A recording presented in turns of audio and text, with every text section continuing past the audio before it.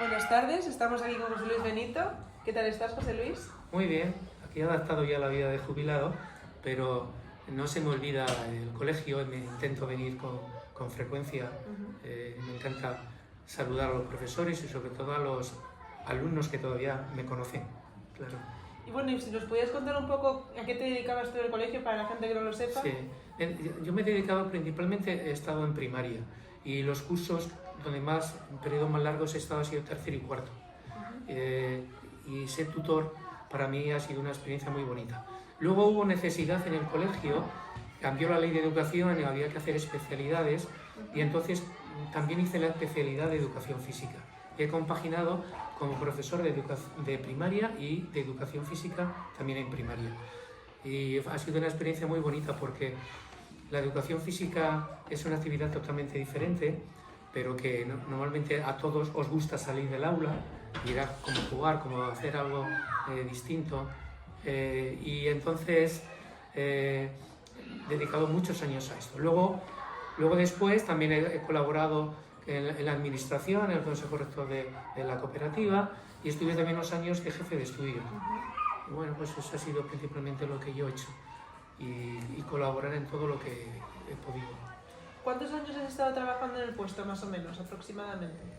Pues estuve, claro, como profesor desde que llegué, pero he ido cambiando, es decir, he sido tutor casi todo el tiempo, menos los 4 años que estuve de jefe de estudio, que dejé de ser tutor porque no podía compaginar jefatura con los 4 años que estuve de jefe de estudios. Y entonces después compaginaba el profesor de educación física también con la tutoría de primaria, como os he estado comentando antes, y nada, he estado los 39 años, me parece que he estado aquí trabajando pues en ese plan, ¿sí? ¿Cómo te enteraste de que el proyecto se iba a llevar a cabo? A través de una revista de educación que se llamaba Magisterio Español. Y vi un anuncio de unos promotores que buscaban profesores que tuvieran ganas de un proyecto de un colegio nuevo, en plan cooperativa, y así contacté con ellos, me hicieron una entrevista y cuando se consiguió el número de profesores, 10 o 12 me parece que era el mínimo para crear la sociedad, pues así lo hicimos. Después ya hubo otras fases donde se fueron incorporando nuevos profesores, porque el objetivo era, me parece que eran conseguir unos 50 profesores para que cubrir el mayor de todos los niveles o todas las especialidades posibles que se necesitaban en el colegio. Y así se hizo. Y una de las cosas que os tengo que contar, que era muy curioso, es que en la primera reunión, la primera asamblea que se hizo de cooperativa, que fue el 6 de junio de 1982, yo me casaba, el 5 de junio fue, porque yo me casaba el 6. Entonces, me acuerdo de estar en esa reunión, un sábado, creo que era, sí, un sábado, y yo me casaba, que yo soy de Orgaz, de Toledo, y nos casábamos allí en el pueblo, en Orgaz. Y entonces estuve en la reunión, me marché luego al pueblo y al día siguiente pues celebramos la celebración de la boda el día 6 de junio. ¿Qué pasaba entonces? Que a partir de esta anécdota pues me llamaban el recién casado, José Luis, el recién casado, y así nos reíamos a veces un rato cuando llegaban a contar cómo comenzamos el inicio de la cooperativa. ¿Cómo fueron esos inicios del proyecto? Cuando llegaste tú al barrio, porque ha cambiado muchísimo, porque han pasado 40 años, entonces esto era muy distinto. ¿Cómo era esa primera impresión que tú tuviste? ¿Qué expectativas tenías del proyecto? Bueno, pues el proyecto tenía mucha ilusión, porque yo sí tenía en la mente meterme en un colegio donde yo fuera muy partícipe y lo viviera como algo familiar, algo tuyo. Y esa ilusión siempre la he tenido. Sabía los inconvenientes que es trabajar en equipo y en cooperativa, porque no tenemos mucha cultura, o no teníamos mucha cultura en ese sentido, y no estábamos rodados. Pero cuando yo vine aquí la primera vez y nos presentaron la zona y el colegio donde se iba a construir, era desconocido para mí. sí veía que era un barrio nuevo que estaba creciendo. Evidentemente, para instalarse un colegio eso había que tenerlo en cuenta, porque aparecía una necesidad para el barrio. El barrio necesitaba colegio y no tenía un colegio del tipo que nosotros queríamos, privado, con iniciativa social, etcétera, etcétera. Tampoco había público, el Alhambra luego lo hicieron después, a los 10 años o así, de estar nosotros, y teníamos mucha ilusión. A mí la zona me encantó porque estabas aquí en Madrid, pero era como estabas a las afueras, en un ambiente, en un entorno muy en contacto con la naturaleza, y me encantó.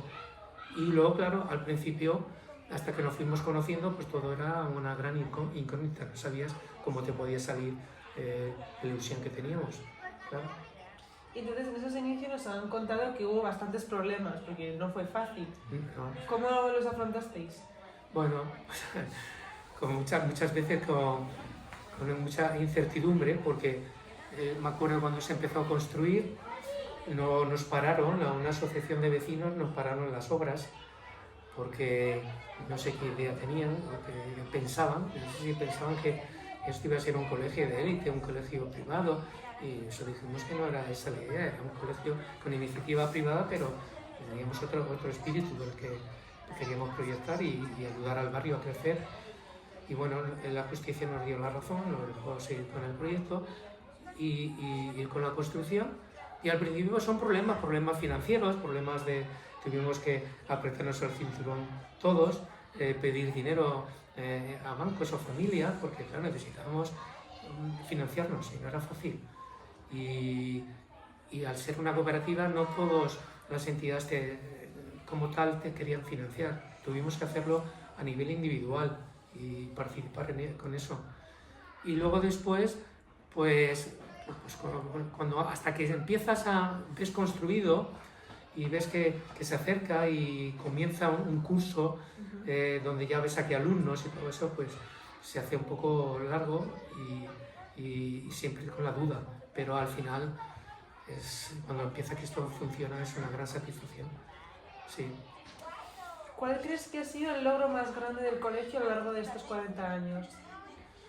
Bueno, pues el logro más grande para mí ha sido crear una gran familia, el sabernos aguantar unos a otros, tener todos en general una gran ilusión por trabajar, porque muchos de nosotros, menos la gente joven, por ejemplo, que había algunos que estaban prácticamente recién terminados y se metieron muy pocos, pero algunos sabían que era su primer proyecto, pero muchos ya teníamos algunos años de trabajo en colegios. Y eso cuando nos empezamos a conocer, nos dio cierta confianza, porque allá había un rodaje, gente con cierta experiencia en educación, enseñando. Y evidentemente, yo lo que más he disfrutado ha sido un ambiente de familia. He conocido aquí a muy buenos amigos, compañeros, y he aprendido a saber lo que es una empresa y gestionarla de esa manera.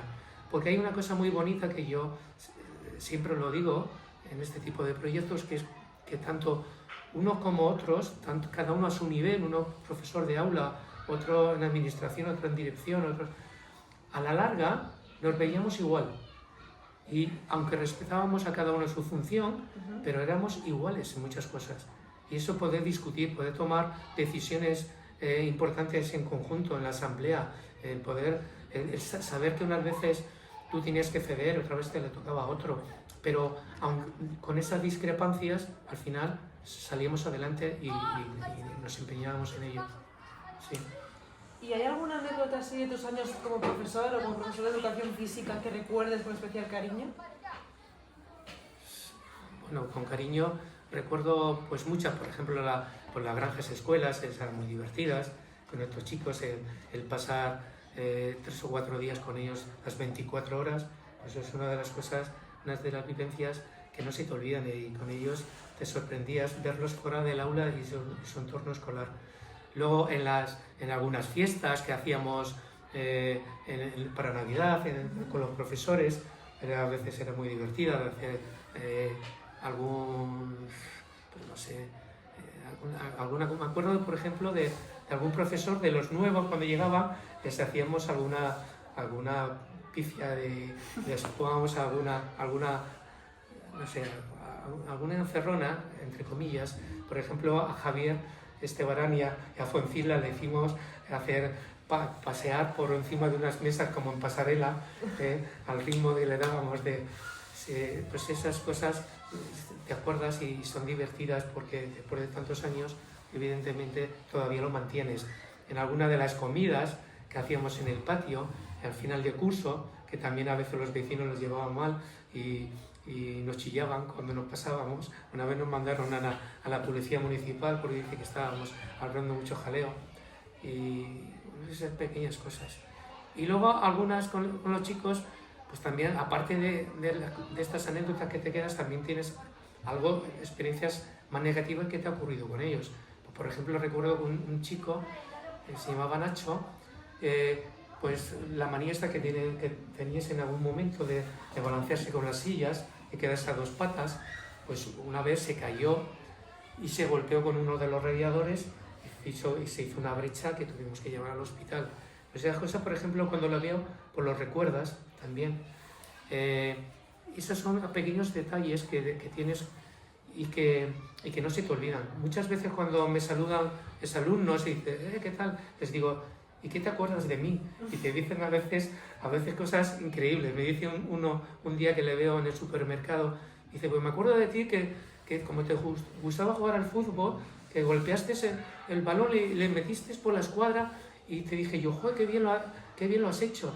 Y tú me contestaste, digo, eso sale una vez de cada 100, eso ha sido una suerte. Y el chico se acordaba, chico de 30 o 35 años, se acordaba todavía de esas pequeñas cosas. Pues sorprendentemente vosotros seguramente os acordáis de los profesores de esas pequeñas cosas. Bueno, pues eso es lo que recuerdo, te podría contar más, pero no sé, ahora mismo ya no me acuerdo en este instante. Dime. La evolución del colegio, así, porque claro, hubo muchísimo cambio en cuanto, por ejemplo, a tecnología, porque ha avanzado mucho en ese sentido. ¿Cómo fue esa evolución y esta evolución que ha habido durante estos 40 años? ¿Cómo la estás viendo? Bueno, pues claro, después de 40 años ha habido muchos cambios y ha habido distintas leyes de educación que siempre nos incomodaba porque en todas pasa lo mismo. Nunca cuentan muy poco con los profesores y los políticos hacen sus leyes pensando en otras cosas, pero piensan poco en la realidad porque no conocen verdaderamente lo que son los colegios y lo que es enseñar. Pues ha habido que adaptarse a las nuevas leyes. Yo empecé con EGB y luego, claro, luego llegó la LOMCE, la LOE, han habido muchos cambios. Durante muchos años los cambios no eran muy importantes y aún así, actualmente en la nueva ley, lo más básico sigue sin cambiar. Es decir, es que se trata de educar. Y educar es colaborar con la familia, con la sociedad, en los valores. Luego lo que sí ha cambiado es en la forma de enseñar. Evidentemente está la tecnología. Pues los profesores más veteranos, cuando ha llegado el mundo digital, pues nos costó adaptarnos. Y ahora ya las promociones nuevas que los profesores que dan ya clase, pues para ellos evidentemente no es nada novedoso y se desenvuelven sin problemas, pero a nosotros nos costó adaptarte con el ordenador, con las pizarras digitales, con el correo, con todo lo que fue, pero al final es como todo. Si te gusta, se te puede dar mejor o peor, pero al final aprendes a defenderte y a utilizarlo como herramienta. Pero yo, por ejemplo, entiendo que son herramientas necesarias, imprescindibles, porque te tienes que adaptar a los tiempos. Pero lo básico y enseñar no creo que cambie tanto. Y hablando un poco de las herramientas, ¿cuáles eran las tuyas para enseñar? ¿Qué consejos darías a profesores que entren nuevos? Pues mira, yo siempre he intentado estar muy próximo, ser muy cercano al alumno, tener en cuenta la inteligencia emocional y luego pues considerar, estudiar al alumno, tener la mayor información posible para adaptarme y sacar lo mejor de cada uno, porque cada uno es un mundo. Si tienes 25 alumnos, 27 alumnos, son 27 familias. Es que no es fácil. Y tú tienes que dar clase intentando que aquello funcione. Pero claro, no todos son iguales, no todos reaccionan al mismo estímulo. Pero a mí lo emocional, estar próximo al alumno, el que él tenga confianza, el estimularle, el animarle, Para mí eso ha sido lo que más me ha ayudado y lo que más consejo doy a los profesores que empiezan. Y luego mostrarte cómo eres. Es decir, yo quería que a mí cuando me llamaban, tú José Luis, digo, no, a mí me tienes que llamar José Luis si quieres o profesor, pero yo soy tu profesor. Es decir, yo me esforzaba que me vieran como profesor, porque la figura esa la necesitan.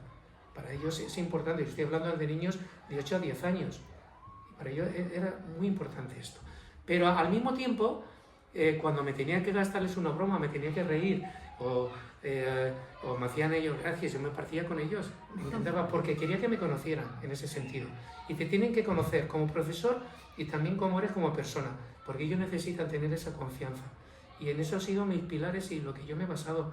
Y luego tener buena relación con las familias, evidentemente lo intentan, no con todos llegas igual, es imposible conectar con todos de la misma manera, pero siempre ha sido ese lema. Pero para mí el alumno era sagrado, era lo más importante.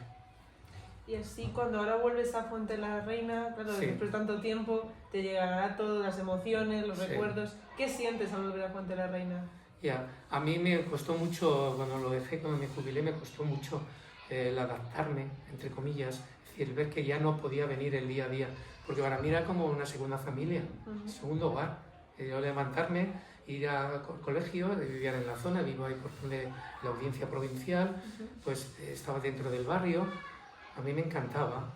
Y llegar en verano, bueno, pues en verano está tal, llega septiembre y ve que ya no puedes volver, ya no tienes la rutina que tenía aprendida. Todo eso me costó. Y tenía necesidad de venir con frecuencia al colegio, a saludar a la gente, a hablar, a ver a los alumnos, y me sigue encantando. Es decir, para mí Fuente de la Reina es algo que profesionalmente me ha llenado mucho. Es que yo, claro, que he trabajado en el colegio 35 años o 36 he estado trabajando. Entonces esto para mí era imprescindible y básico, y aquí me he desarrollado yo como persona y profesionalmente. Se han educado mis dos hijas aquí, desde pequeñitas, desde los 3 años hasta que se marcharon para la universidad, y yo debo mucho al colegio en todos los aspectos. Y ahora sigo viniendo con cierta frecuencia, intento, pues no sé, y colaboro en aquello que me llaman o que me necesitan. Por ejemplo, lo que os decía antes de las tarjetas esta de la salida al Monte del Pardo, pues estuve con ellos en otoño para coger bellotas, sembrarlas, y ahora todos tienen su encina para llevársela al fin de curso. Y luego en primavera que estuvimos, pues para ver el monte en primavera, ver que como la encina, que la conozcan mejor, que un árbol especial en el Monte del Pardo, que es un encinar, y ver las flores silvestres, y colaboro en estas cosas. Y a mí no me importaría, yo me siento todavía capaz de venir y dar una clase en estos niveles, porque me adapto rápidamente. Me costarían otras cosas, pero dar clase y enseñarle cosas que a mí experiencias que yo he tenido que me han dado resultados, pues fenomenal. Y luego los profesores, pues yo, a los que me conocen, pues siempre les digo que pueden contar conmigo para lo que quieran. Pero es muy bonito, sí. Y así ya para terminar esta última pregunta, que es la más complicada, lo que nos han dicho. Sí. Si podrías definir Fuente la Reina con 3 palabras. ¿Con 3 palabras? Con 3 palabras. Compañerismo, ilusión y futuro. Pues muchas gracias, José Luis, por tu tiempo. Nada, a vosotras. Me encanta. Ya está.